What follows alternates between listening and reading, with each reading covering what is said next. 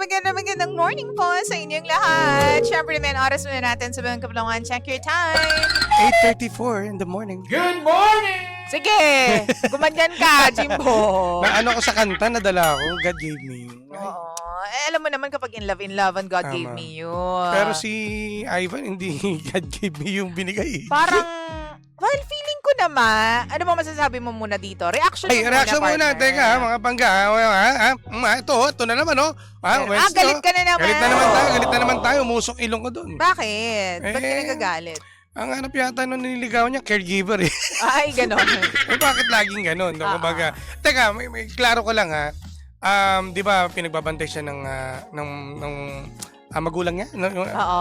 Inaalagaan, no? Oo. Teka, may binabayad ba yung babae, yung nililigawan niya? Doon sa Hindi, kanya? kakapakilala pa lang naman. Pero still, trabaho yan eh. Di ba, pinag-aalaga siya. Oo. Ano bang profession na to ni Ivan? Isa siyang? Nurse. Di ba? Dapat hindi ka rin nagpapagoyo doon kasi minsan talaga babae, magulang din eh. Hoy! Oh. Grabe ka naman! Tingnan mo, sinamantala niya yung pagiging nurse mo. Ano ka ba? Bakit gano'n? Ay, eto ha, sasabihin ko sa'yo, malay mo naman, isa lamang yung pagsubok para kay Ivan. Yan kasi Pagsubok? kayo eh. Pagsubok, ilang hindi pag taon na yata nag-aalaga doon, parang doon na siya tumitira. Hindi. Kakapakilala nga lang dun sa mga magulang, sa pamilya. So malay mo naman, isa lang to sa mga challenges, trial, ganyan. Titingnan natin kung kakagat siya. May ganyan kasi, di ba? Kaso ang sakit nun eh, pag mamaya oy, salamat sa serbisyo mo ha. Hoy! Tapos pag tinatanong mo, ano ba tayo? Ay, hindi, mag-focus ka muna. Gusto ko makita na inalaga mo yung magulang ko. Sinasamantala na eh. Parang caregiver eh. Hindi mo naman kasi malalaman agad unless you try. Pero kasi kapag nandun ka na sa proseso, malalaman mo naman kung ginagamit ka na lamang. Alam mo, Or ano lang yan, trial lang yan. Or alam mo yun, parang paunang bugso pa lang. okay, given na yun, na sinasabi mo yan, Oo. na may pagsubok, di ba, iba nga, nung old school, di ba, parang pinagsisibak pa ng kahoy, Pinagsisilbihan. pinagigib ng tubig.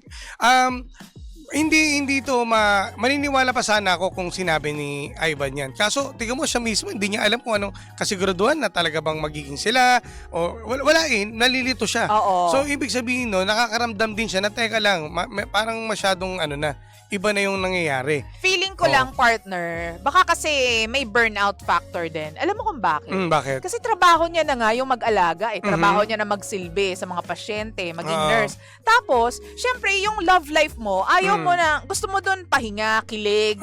Pero kung yung love life mo will involve taking care of other people na, ayun nga, may sakit din or mahina din. So, parang na-burnout ka din. Or siguro dapat binibigyan din ng konting pag-asa ng girl itong si Ivan. Kasi sa nakikita ko parang nakapokus na lang dun sa magulang na inalagaan, ganyan. Kahit paano man lang bigyan niya ng konting kilig ba? Na para ganahan siya at libre na nga di ba? Hindi, ako ang take ko naman dito, partner. Pinakilala ka nga sa mga magulang O edi ibig sabihin nun, may chance ka. Mas tinitingnan mo lang kasi yung pagod mo eh. Ano ba yung prueba na masasabi mong may chance yung babae? Ayun nga, yung ipakilala ka sa mga magulang, malaking bagay yun, di ba? Tapos, kung hindi ka pinakilala, anong tapos Hindi kasi di ba, yung pagpapakilala, nagiging formality na lang yan eh. Kumbaga, bilang kami mga lalaki, nag-expect kami in return na teka, ano ba yung dapat yung, kumbaga, panghawakan na talagang, sige, pinakilala mo sa magulang ko, ikaw mismo. Ayun nga. Inaasahan ko na ikaw mismo ang magparamdam sa akin na syempre, merong pag-asa ba bakit ako? parang undemanding naman nung part na yun? Di ba hindi. nandiligaw ka pa lang? Hindi naman. Kumbaga, tinatanong ko ilang beses, gano'n pa siya katagal nagbabantay? Gano'n ka bago? 1 week? 2 bago weeks? pa nga, hindi pa nga actually siya nagbabantay, partner. Pinakilala pa lang siya. So parang, yan yung future nurse natin, ganyan. So wala pang trabaho talaga na naganap. Pinakilala pa lang. Kala ka kasi may, alam mo kasi, Wala. nag-CR kasi ako sorry Sampalin kita pero, dyan. pero kung ganun man lang, dapat maghintay talaga tong si Ivan. Yun lang yung para sa akin. Kasi bakit parang nagmamadali ka naman? Gusto mo sagutin wag ka naman. agad. Kahit pa sabihin, di ba kapag nanliligaw kayo, kahit pa sabihin ng babae na, alam mo yon, di pa ako ready. Pero deep inside, kilig-kiligers naman. Naiintindihan ko naman yan. Gusto lang talaga yung sinusuyo ka ng malala, sagad sa buto. Kasi diba? pinangawakan nyo yung hindi maging easy to get. Naiintindihan ko yan, Oo. mga kababaihan. Naiintindihan ko yan. Tsaka, Yun nga, ayun nga, si Ivan, may mali ka pala, loko ka eh. Dapat hindi ka nagmamadali. Ang daling kausap ni Jim. Hindi kasi, ngayon ko lang napagtanto. Di ba totoo naman, Akala ko partner? kasi meron na siyang ginagawa Wala, dyan. oo. Nagbabantay siya doon, taong bahay. Hindi. Tapos yung babae, maalis, ganyan. O wala pa pala. Wala. Maghintay ka lang. Mm-mm. At hindi para sumuko agad. Pag subok nga, tama ka. Doon ako, abilib ako sa'yo. Kasi may mga ganyan kami mga babae. So, paano namin malalaman na kayo yung worthy of the yes? Worthy kayo na maging jowa namin. Kung sa unang bugso pa lang ng pagsubok, susuko na. sumuko ka na agad, tapos ang demanding mo na agad. Sige. Diba? So, sa tanong, Ivan, dun sa tanong na itutuloy ko pa ba yung panliligaw, oo, tapos kalmahan mo lang kung talagang gusto mo siya. Kaso ito, iba-iba kasi tayo ng mga Oo. opinion partner. Eh. Mamaya, mapapasa mo yun sa comment section kung naiintindihan mo yung side ko eh. Oo. Bilang lalaki. Sige. Magbasa na tayo sige, ng, sige, ng basahin comments natin, ha? dito, ha? Oo. Nga pala, ha, sa lahat po ng mga nagte-text sa amin, pwede rin po kayo magbigay ng inyong opinion or suggestion or comments. 0945-367-8792. Can you make it slowly, please? 0945-367-8792. Can you read this? Ito sa akin lahat. Hindi, joke lang. Oo. Ito, sabi to ni, ito sa ating Facebook page, mga pangga, pumunta na kayo para maka-comment kayo. Ito, sabi ni Alicia Guevara, Ano sabi? wag na po may stress. Maaga nalaman mo na kaagad. Magiging situation sa bahay niya.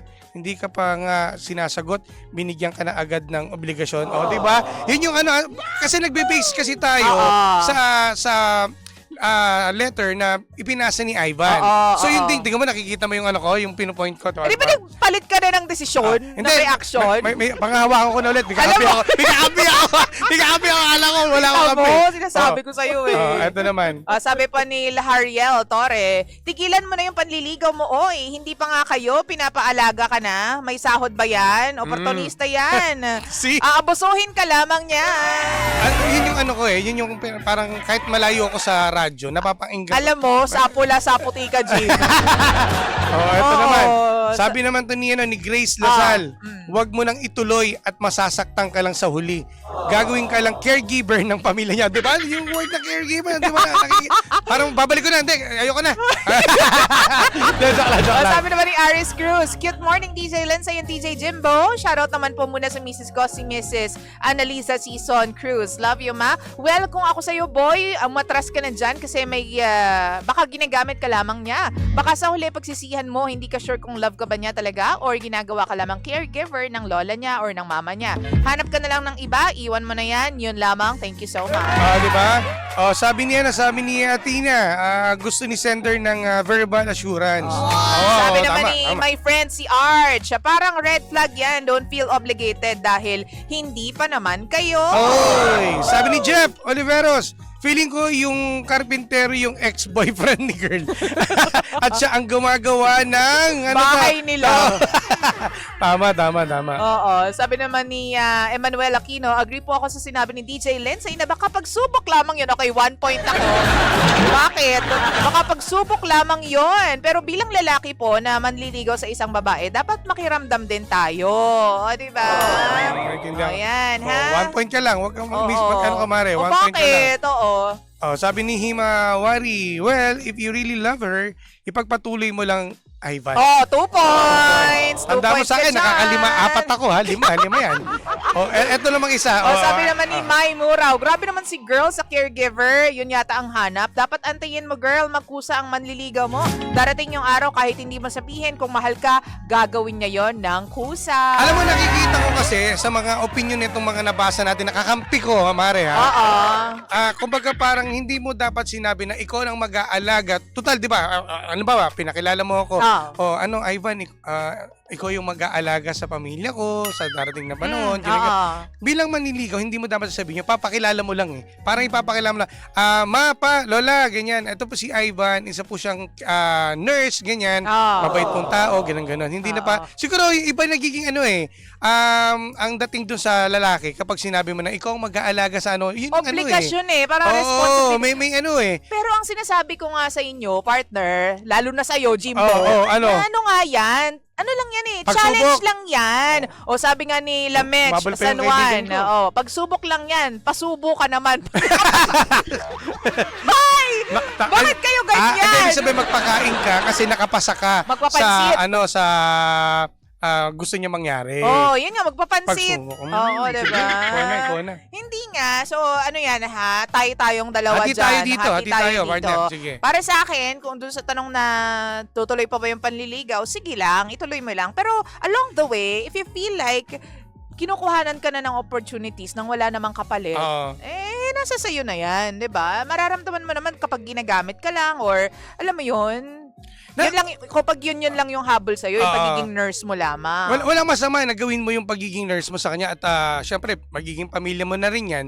Naintindihan ko yun. Pero kung halimbawa wala kang nararamdaman naman doon sa nililigawan mo at na-enjoy naman ng niligaw mo na nilalagay yung pamilya mo, parang walang assurance eh. Oo. 'Di ba? Parang ginawa ka lang niyang o maging kayo para mag-alaga sa pamilya niya at makalibre. Malalaman mo naman at mararamdaman mo naman yan. Pero tao kasi, ka, hindi ka manhid. Diba? Oo, yun nga lang mahirap daw yung kanyang, huwag natin kalimutan na yung babae daw ay maraming responsibilidad kaya hindi pa niya priority yung pagbo-boyfriend. Yun yung sinabi niya. Pero ang saya lang nung alam mo na balang araw, matatapunan ka niya ng konting pagmamahal, di ba? Pagtsatsagaan mo lamang nga. So parang ang mangyari, it's a challenge no, sa'yo, talaga. Ivan, no?